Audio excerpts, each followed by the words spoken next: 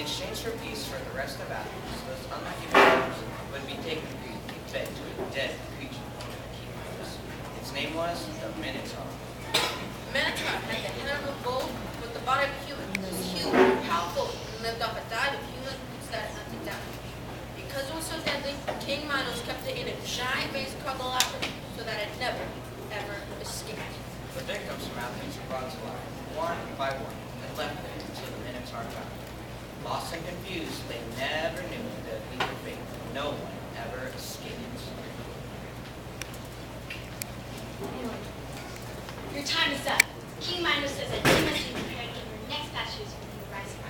He says that if you're slow at choosing them, you'll destroy all Athens and take them. Is there no way to this terrible bargain? To save our city, we must send your children to their deaths. But there's no choice. Quickly, we must hold a lottery to see who must send a creed.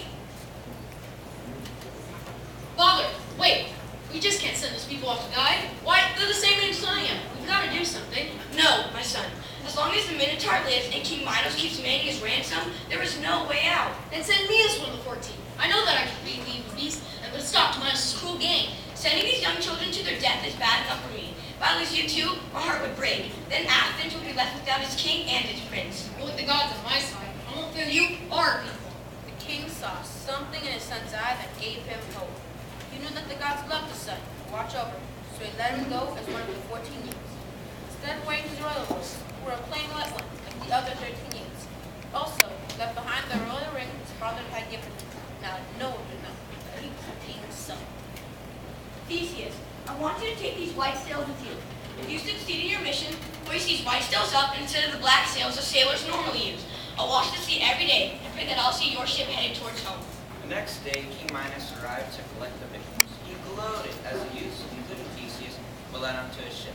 Though Theseus stood tall, his companions wept as they left their friends and family, expecting never to see them again. The trip to Crete was dark and gloomy, but not for Minos. He enjoyed hearing the victims' sobs and mocked them when he felt them.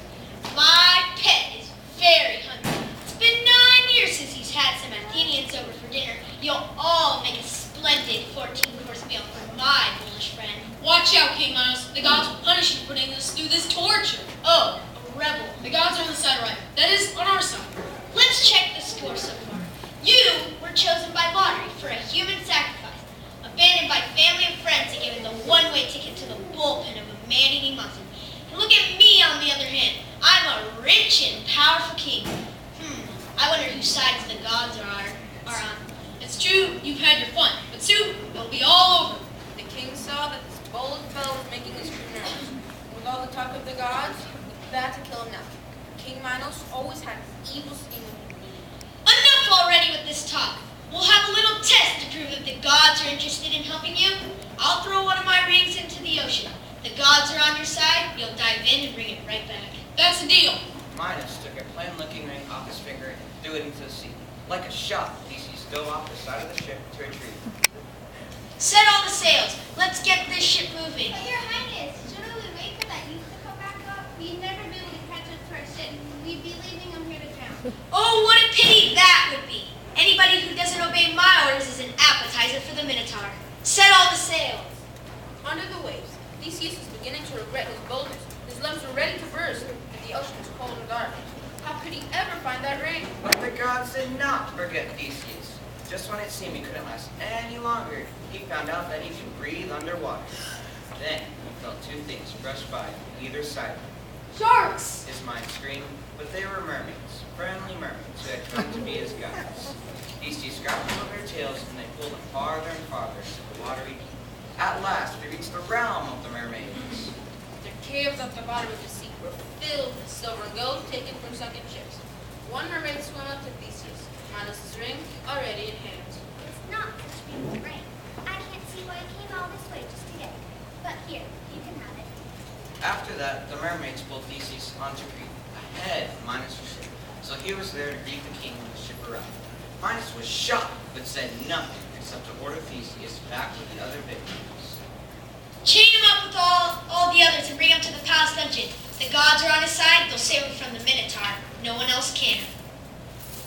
Ariadne, Minos' daughter, watched from a palace window as the prisoners trudged to the dungeon, where they'd be held until their placed in the labyrinth. I wonder who that fellow is in front of the line. He seems so brave for someone. She seems so brave for someone who's about to die. Oh, why does my father do these horrible things? She fell in love with Theseus at first sight, and promised herself that she would not let him die like all the others. Perhaps she could even help her escape from her evil father. While the guards were sleeping, Ariadne crept to the cell where Theseus was being held. Wake up, don't make a sound.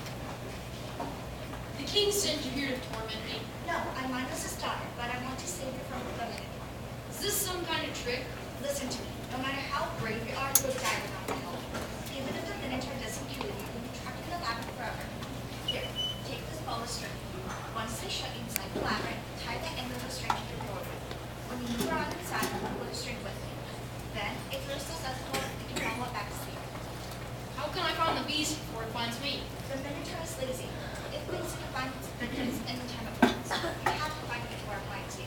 That's your only hope of life. What can I do to repay you for your help? Help me escape from this island. I can't stand my father and his wicked ways. It's a deal. When I leave with my friends from Athens, we'll take you with us. The next day, smiling, singing Minos visited the young Athenians in prison. It's time for the Minotaur to be fed. Any volunteers for the first round? Let me be first. I believe that the gods protect me. I couldn't have picked a better candidate. Bring him to the labyrinth entrance at dawn tomorrow. Let's start 14 days of feasting. Our little agreement with Athens. The next day, Theseus was brought to the entrance of the labyrinth at dawn. Then he turned around and addressed Minos one last time before entering. The bloodshed will end, and Athens will no longer be the Minotaur. Theseus was then shoved inside the maze, and a door slammed behind him. Though other victims had to be forced at sword point into a scary passage, Theseus seemed almost glad to be entering the labyrinth. I must say, I've never seen such a willing sacrifice. Now that troublemaker's gone, I know the others will give me no problem. Theseus didn't forget what Ariadne had told him. He had hidden the string under his clothes. While speaking to Minos, he'd secretly tied the end of it to the doorway. He was now ready to move inside. Following the low rumble of the Minotaur's snores, Theseus stumbled ahead as quickly as he could until he was near the beast. As he inched closer, the Minotaur opened its eyes and jumped up. They fought a fierce battle. With his bare hands, Theseus grabbed the beast. Its power was enormous. It was a miracle that Theseus was able to hold his own, let alone get the better of the beast. The deadly showdown finally came to an end. Theseus killed the animal. He thanked the gods for their help. Following Ariadne's strength back through the maze, Theseus was able to find a path back to freedom. Ariadne, I won! I want to believe it, but I still can't. How did you get past the guards at the entrance of the labyrinth? They were asleep when I came out. I guess they never expected anyone to walk away. Quickly, let's get the rest of the Athenians and get out of here. We gotta get off this island before anyone catches on. So, they gathered up their friends and set sail for Athens. But the gods who had supported Theseus before now said bad luck was with him. A storm forced the ship to land on a deserted island. Ariadne was the first to go ashore. Just as she reached shore, though, a powerful gust of wind drove the ship far out to sea. By the time Theseus was able to get back to the island, Ariadne had died, probably of a broken heart.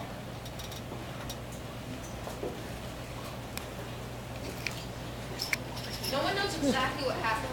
What god could have wanted such a terrible thing to take place? Only this much was clear. When Theseus set sail for Athens once again, he was so sad about Ariadne's death that he completely forgot to change his sails as he had promised. He sailed on with the black ones instead of the white ones he promised his father he would use.